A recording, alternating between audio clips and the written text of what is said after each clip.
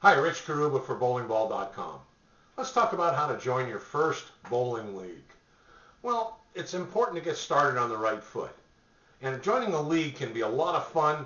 The competitiveness of it doesn't have to be nerve-wracking. It just can be friendly competition. You can bowl with family or friends on your team or in your league. And it's important to make sure you're suited for the right league with bowlers of relative skill and experience levels. So you don't feel intimidated if you're just learning the game and you're bowling with people who seem to you to be extremely top caliber amateur players.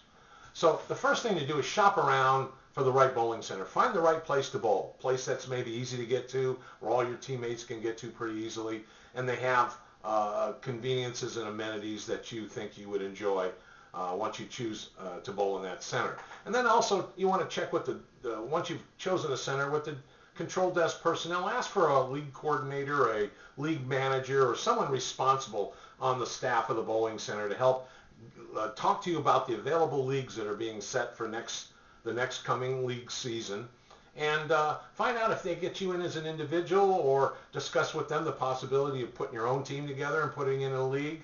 They'll have a lot of different information for you and can answer a lot of your questions about the leagues. Also, you want to try to find a league that's a handicap league, and the handicap simply means it's a way to make everybody pretty equitable. It takes the relative average scores of bowling averages of people and gives a handicap for lesser average players. So everybody on the team gets a handicap, and if everybody bowls according to par, the scores come out pretty close to the same with the handicap system. So it's a fun way to do it. It keeps everyone fairly well on level playing fields. And it's been successful, for over 100 years. So handicap leagues would probably be the best bet for you if you're trying to join your first league. And once you decide, try to practice with your teammates. Get out and bowl together. Get that feeling of teamwork, team spirit. Maybe even make sure everyone's got a bowling ball that fits their hand and the right equipment, shoes, and so on, so you don't have to hunt around for a house ball in the bowling center that doesn't fit your hand, and you may not get the same one every time. So, all those little details are important to make sure that you work together. And some people like to have the same kind of bowling shirts, so you have that team camaraderie. And it could be any type of shirt you want. So those are just some tips about what it takes to get prepared for a league. You might even want to go so far as finding someone that would be a substitute bowler in case someone gets ill, has to work, goes on vacation. You have someone on the roster that you can bring in quickly to stand in for a bowler instead of using what they call a blind score based on the bowler's average.